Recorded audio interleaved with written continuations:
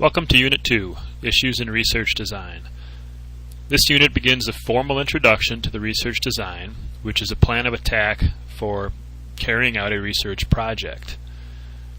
Remember, your main exercise in this course will be the construction of a research design, and so this unit will begin to fill in how it is that you will create a research design, the different parts to a research design, and some of the steps that you need to take to complete it.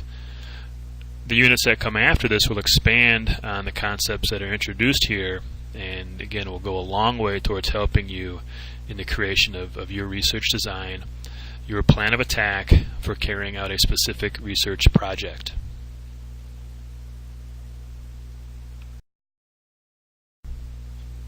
Causality. What do we mean by causality? Causality is something that we strive to find in doing social science, and it means X causes Y. It means the independent variable, which traditionally is denoted by X, causes the dependent variable, which is denoted by Y, or X leads to Y, or X influences the presence of Y, or again, the one variable, the independent variable, influences, causes, leads to the dependent variable. When we can find a relationship in social science where we can say the presence of this variable will lead to the existence or the presence or a change in this other variable, that's what we mean by causality.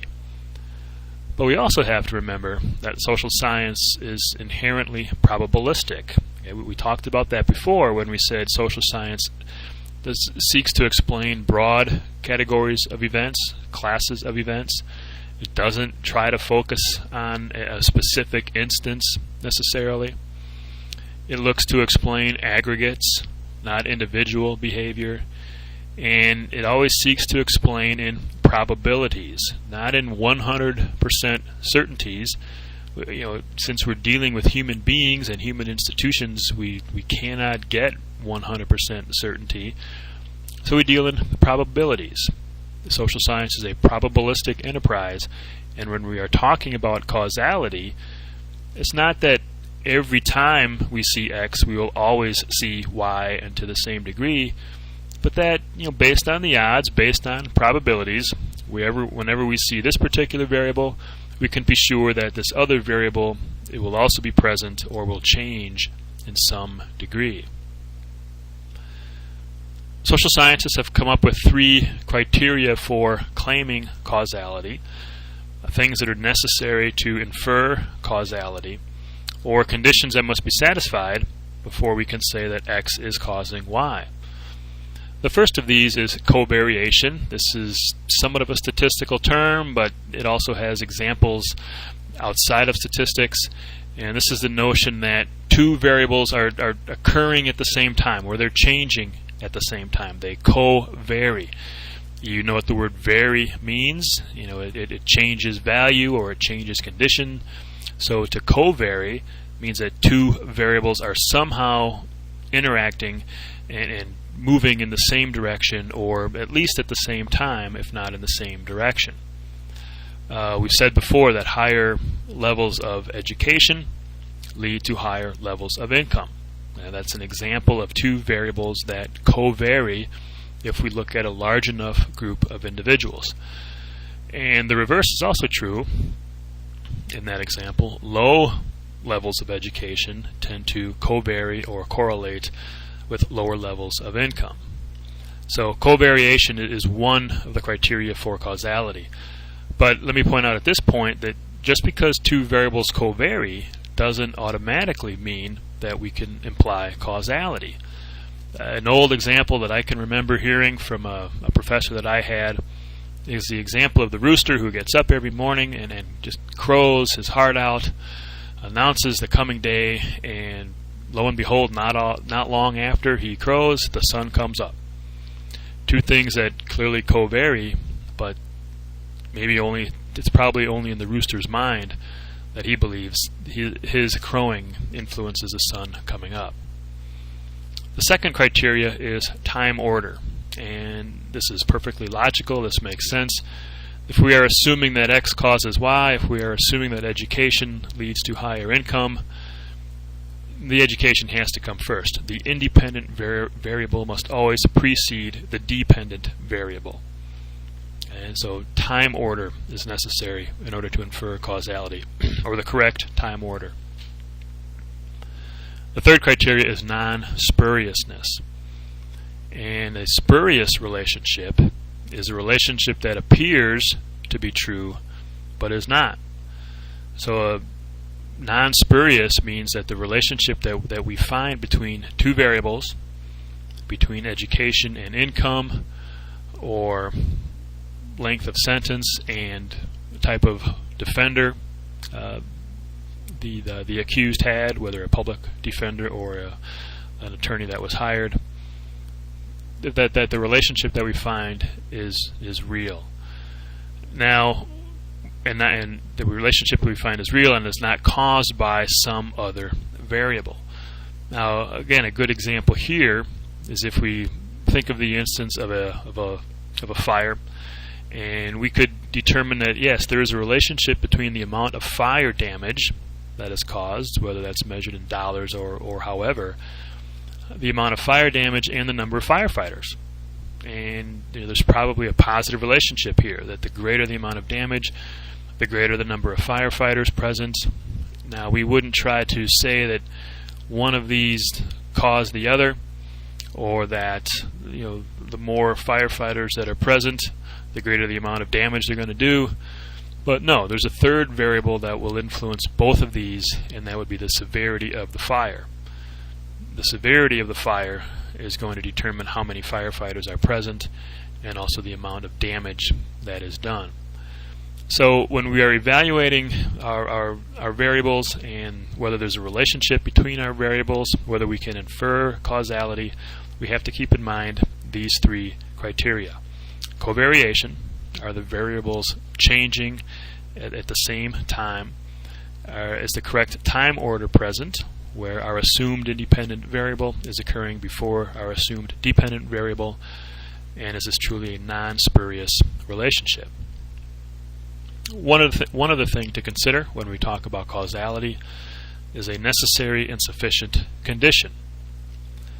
Necessary causes are conditions that must usually be present for the effect to follow. Okay? Necessary causes are conditions that must usually be present for the effect to follow. For example, the ability to breathe is necessary to stay alive. If we did not have the ability to breathe, we would not stay alive. However, breathing is not sufficient to stay alive, right? Because even if you breathe, there are other things that can still cause your death. So necessary causes are things that must be present, or must usually be present, for the effect to follow. Now, a sufficient cause is a condition that almost guarantees the effect. Okay, sufficient cause is a condition that almost guarantees the effect. Again, going back to the example we just used, if there is no nutrition entering the body at all, then we can assume that that person is going to die. Okay, so that nutrition then, getting the proper nutrition, or at least enough nutrition, would be a sufficient cause that would guarantee that a person would stay alive. Not getting enough would almost guarantee, or would guarantee, the person would die. So what researchers try to do here is try to identify causes that are both necessary and sufficient. If we're studying illegal drug use, we would want to be able to discover a single condition that had to be present for someone to use illegal drugs, and that condition always resulted in someone using drugs. Now, obviously this is a very tough standard, and one that we generally do not ever reach completely, because we are dealing with people who live in complex social environments. People have choice. The environments they live in impact upon their choice. And also, when you think about the probabilistic nature of social scientific research, we can see that necessary and sufficient causes are going to be few and far between in the work that we do.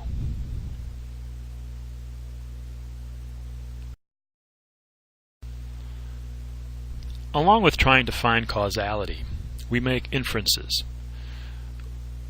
we try to infer, we try to generalize, we try to deduce, try to draw from more specific cases to more general cases. We try to infer that the relationship that we find in this specific case, in the hypothesis that we tested, can have a broader applicability. However, there are a number of things that can hinder our making good, solid inferences, making those connections from the specific to the general, from our specific hypotheses to a more broader general set of hypotheses. And these things are called threats to validity. Now I'm going to take a little time and talk about some of these different threats to validity, a little bit about what validity means. And one thing that we need to keep in mind is that as we develop our research design, we have to try to look for ways to minimize these threats to validity throughout the whole process, from our operationalizations to our gathering of data, our measurement, and also to our analysis. Validity is the sense that our findings regarding the relationships we are exploring are indeed an accurate reflection of reality, an accurate portrayal of what is really going on in the world. Again, if we have done a sufficient job and a good job of identifying our variables, measuring our variables, then the relationships that we find among our variables should indeed be an accurate reflection of reality, should accurately portray what is really going on. One way to, for a scientific study to be valid means not only that it was conducted according to agreed upon and recognized methods, but also that its findings have applicability in the broader world. Now, there are a number of reasons why we might be wrong in stating that a given cause produced the observed effect. That, in other words, there are a number of reasons why we may not have valid findings. And at this point, we're going to mention 4 general categories. The first is statistical conclusion validity. And this is probably the easiest one to correct, but we have to be aware of it. Statistical conclusion validity simply means that whether a change in x, again the independent variable, is statistically associated with a change in y, or the dependent variable. Now, we may use difference of means tests, correlation analysis, ANOVA, regression. There's a number of statistical techniques that are used when we analyze data. And again, what we hope to find is a statistically significant relationship. But sometimes we don't find that. Our data does not give us the result we expect. We do not find a statistically significant relationship. Now, there's a couple of reasons that may be true. The obvious reason is our hypothesis was wrong, our theory is wrong, and what we thought was going to play out never just didn't happen. It does not exist, that relationship. But there's also other ones that again go back to the nature of the research design. It could be that we do not have good measures. We have not developed measures that are discriminating enough to really accurately gauge whether the concept is present and to what degree. So one reason we don't find covariation is we just do not have good enough measures. And then the solution here will be to go back and try to produce better measures. Another reason we may not find covariation or a statistical relationship is that we have too small of a sample. And due to the nature of statistics and the math involved here, having too small of a sample is going to make it difficult to find a statistically significant relationship. And again, here the solution is fairly obvious. You get a larger sample. Now, this might mean more money, more time, and a greater burden in carrying out the study. But in the long run, it's going to be worth it to rule out this threat to validity. But also here I want to point out again, we still have to always be aware of this notion of spuriousness. Just because we do have a relationship that has shown to be statistically valid, we still can't be 100% sure that the relationship really exists, because how do we know it's not another variable that would be influencing that relationship. So we do need to be aware of a spurious relationship. And again, remember, one of the criteria to inferring causality is the notion of non-spuriousness. We have to make sure that the relationship we found is real and not the result of some other variable that we hadn't measured yet. Second form of validity is internal validity. And internal validity exists when the relationship between the variables is in fact causal and is not due to the effects of other variables.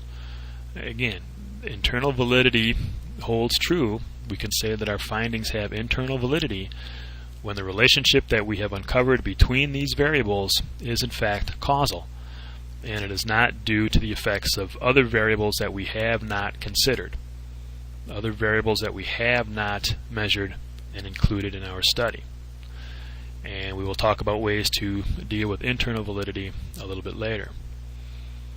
External validity has to do with generalizability. Do the findings apply equally to different cities, different populations? Again, can the results of our narrow study be applied broadly? Can it also apply to external events, different cities, different populations? And remember, since social science seeks to explain broadly, it seeks to use the nomothetic means of explaining, we are concerned about coming up with answers, developing findings that can apply to different jurisdictions, different cities, different populations, that can be applied to a much broader class of events than just the narrow case study might do. And then finally, the fourth is construct validity.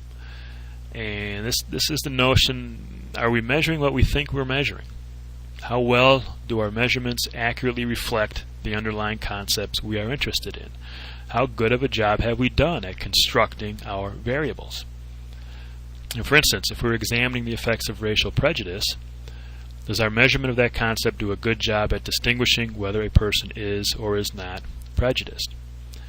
And that's a key point. If we can't be confident in our measures, then obviously the underlying relationship that we're trying to model or trying to examine isn't going to be there. It's not going to be valid. It goes back to the notion of how important measurement really is in this whole social scientific process. So those are the four main threats to validity. And we talked a little bit about how we can overcome statistical conclusion validity. Internal and external validity we'll talk more about when we talk about creating our variables and also the different types of research designs that are employed. And construct validity we'll talk some more about when we get into the measurement section of this course. But just to briefly summarize this section, internal and statistical conclusion validity have to do with bias, and construct and external validity have to do with generalizability. So again, bias means, have we done our job correctly? Are we correctly modeling or trying to capture the underlying process that's going on? Generalizability leads to, can these results be applied to other areas, other populations?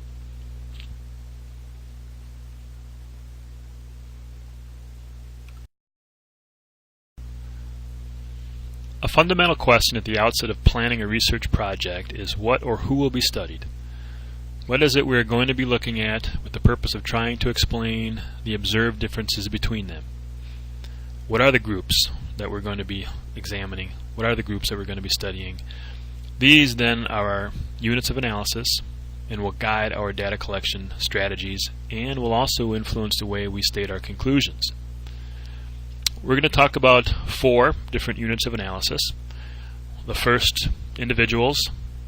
A very common unit of analysis. This is where the individual person is the unit of analysis, and data can be collected either through surveys or observing behavior, but individuals as a unit of analysis allows conclusions to be stated in terms of individuals. The second one is groups, and these could be gangs, these could be states, census tracts, police chiefs, university professors, people who work in correctional facilities. These are groups of people that when you analyze and talk about your data, you talk about gangs or you talk about university professors. You're not talking about an individual professor at a particular university or a particular state in the union. Data is presented and conclusions are stated in terms of groups. The third is organizations, and these can be political or social organizations. They can be police departments, correctional facilities, and these are different from groups in that they tend to be a little more specific, a little more formal, a formal grouping of individuals. And as with groups, these are often based on the characteristics of individual members that are then aggregated up. For instance, we might do a survey of police chiefs around the state of Wisconsin and ask how many sworn members are in their departments. And what we will do then with their answers is we will average them out to give us an average number of sworn members per police department. So that's an example of using departments as an organization, as a unit of analysis, even though we collect data from or based on individual members. The fourth unit of analysis is social artifacts, and these are things that are produced by people. Crime reports, media stories, arrest reports, and editorials can be included here. And these units of analysis are very valuable for maybe looking at how something has changed over time, how the perception of crime has changed over time.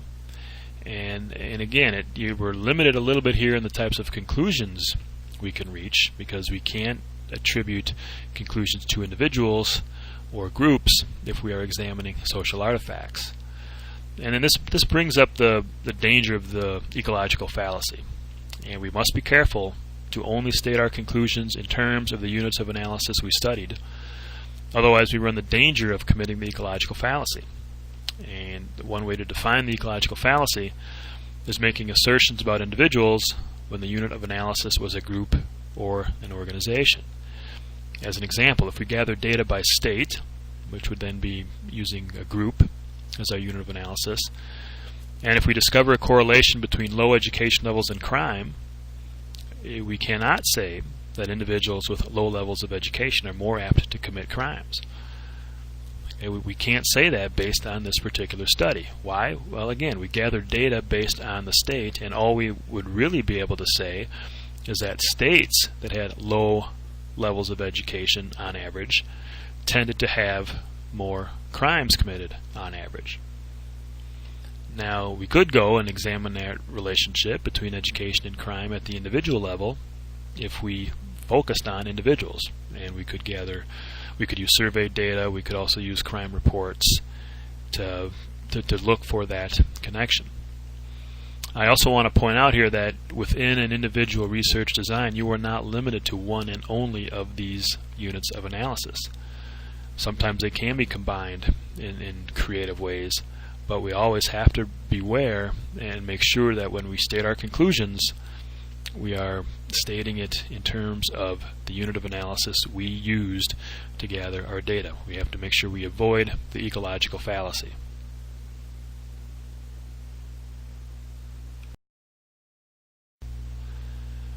Another key decision we have to make in preparing our research design is how to handle time.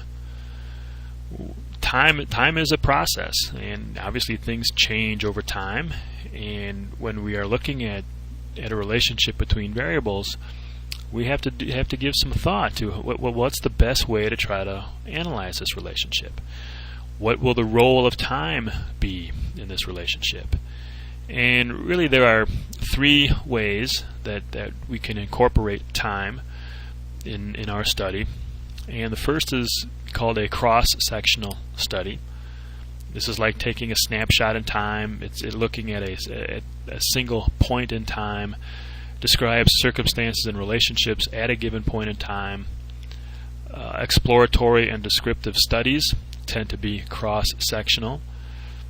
The problem with these studies, though, is that we are usually trying to understand causal processes that occur over time, but we make conclusions based only on the time of our study, based only upon the given point in time from which we have decided to gather our data.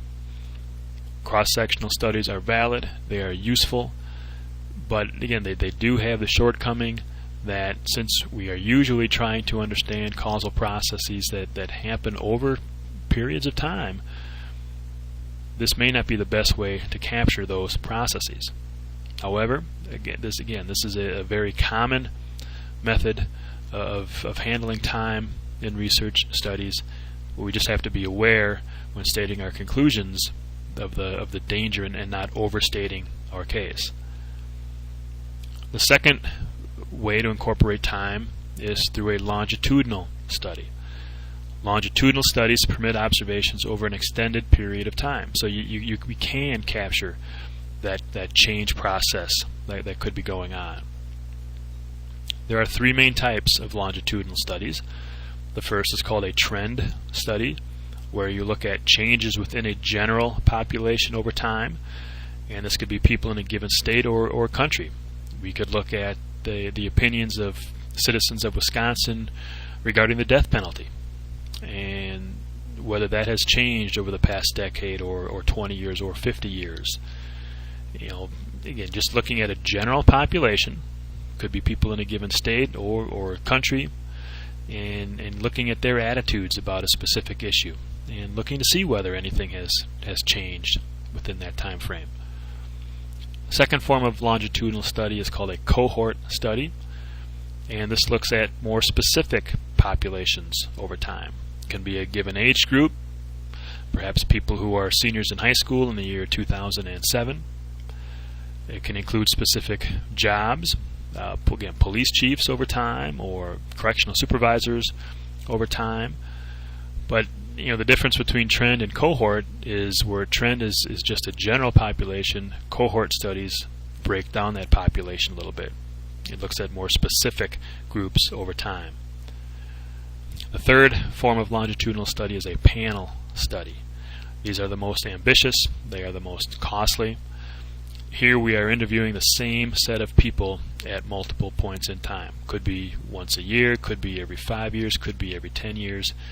And you can see this really is an excellent way of incorporating change over time, because you are examining the same people. And it becomes easier to model and more accurate to model the change process when you do that. However, it is more costly, and you do have the problem of attrition, with people dropping out of your study for numerous reasons, and then that does give the potential of negatively influencing your results.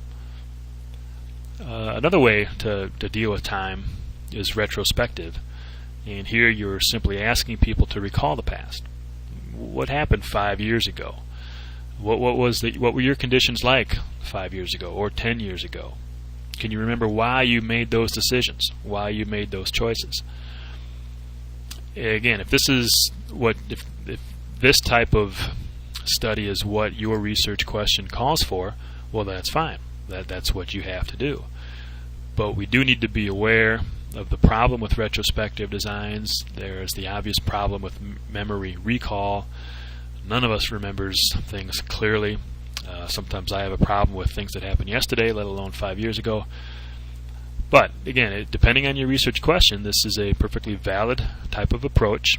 You ask people to recall the past, but again, we have to be aware of the problem with memory recall and consider that when we are stating any conclusions that we find.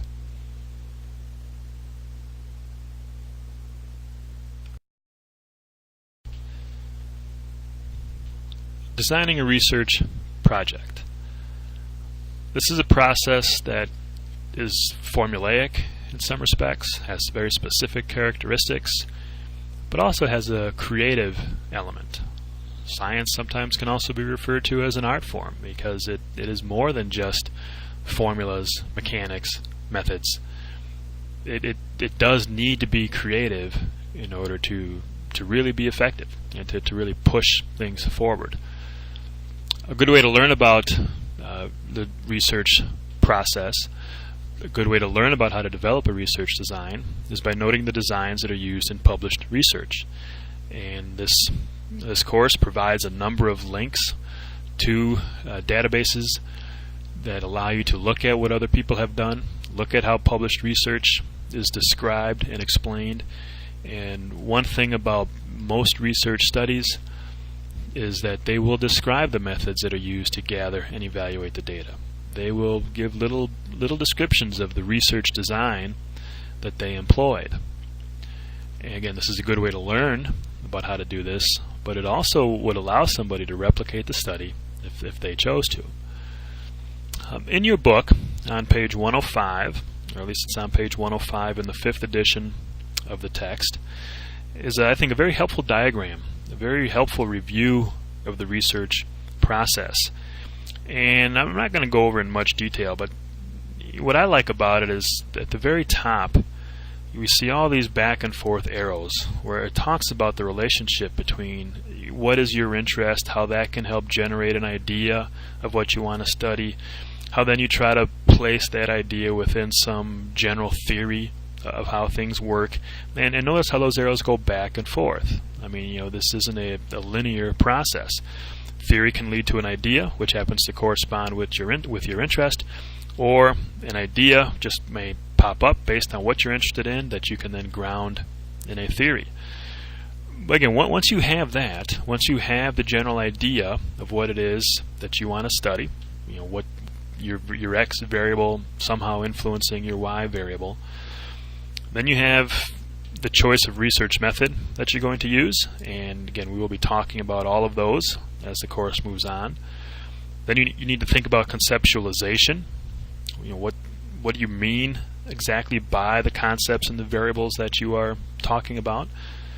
How you're going to get your data in terms of operationalization, how you're going to measure the variables. Are you going to use an entire population, or are you going to be sampling? And then on down that chart, the observations, collecting data, the processing of the data, analyzing the data, and then applying the data.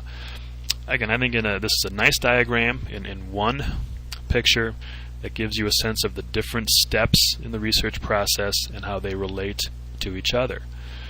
I'm just going to go through these things quickly because, again, they are going to be the subject of greater detail as we move through the next couple of units. We've already talked about conceptualization a little bit, specifying exactly what you mean by the terms that are used in your research. If you're studying recidivism, what do you mean by recidivism? What is your criteria? Is it going to have to be 2 crimes within a year, 1 crime within a month? What do you mean by recidivism? What do you mean by drug use? Are you talking about illicit drugs? Are you talking about recreational drugs? Are you talking about things like heroin or crack cocaine? What do you mean by poverty? What is your definition of poverty? Are you going to use the government's definition of poverty, or are you going to use another one that maybe somebody else in the research literature has used? Conceptualization, again, is where you're going to have to specify what you mean by the terms that you're using. You'll need to choose the research method, which will include time and the type of design that you're going to employ, whether that's an experimental design, a quasi-experimental design, a program evaluation. Again, things that we haven't talked about yet, but we will in future units. What is the best way for you to go about answering this question? You will need to operationalize your variables. What are the steps that would be taken to measure the specific concepts? Depending on your variables, this could be very straightforward, or it can be more difficult, and you'll have to get more creative in measuring the concepts you are trying to evaluate. What will be your sampling strategy? Or are you going to use the entire population? In other words, how will you choose the cases to analyze? How will you collect data? How will you make your observations? How will you analyze the data? And then does your study have application? What's the broader applicability of your particular research study? Now again, we're going to be looking at each one of these items in more detail in future units, but in a nutshell, these are the things you have to consider when you're designing a research project.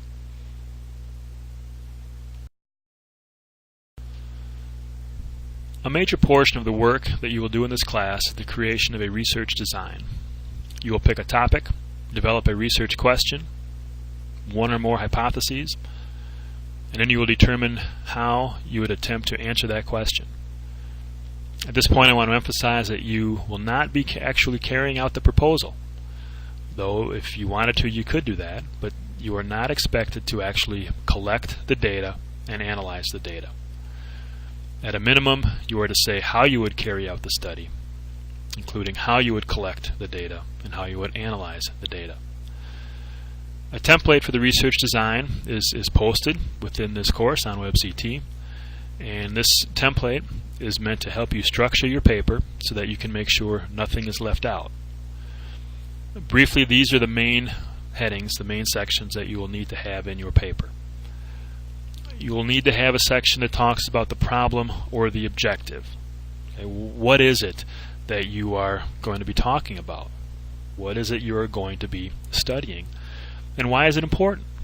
Why is your study related to recidivism and sex offenders important to the field of criminal justice or to society as a whole?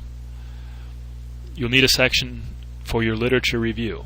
And again, a literature review is going to the journals, the academic journals, and finding out what others have written about this topic already.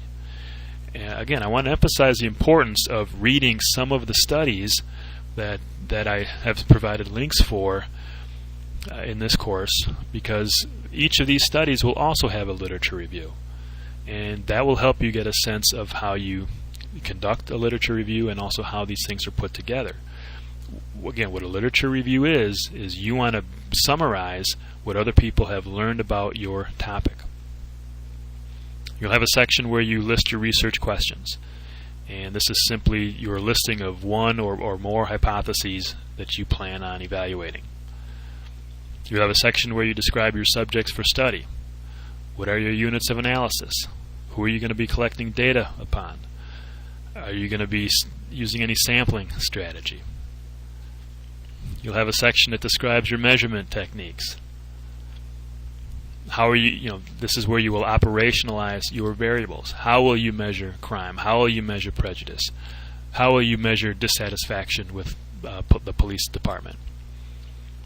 Then you'll talk about your data collection methods, your strategies, whether you're going to use a survey, you're going to analyze agency records, you're going to do field work, and how are you going to collect your data. And then you'll have a brief section on how you would actually analyze your data. Again, the template exists for you to make sure you don't miss any parts of the research design, but also to help structure how you do it so that you can produce a paper that is replicable. Somebody else could do it, but it also serves as a game plan, as a plan of attack for carrying out the study of this question.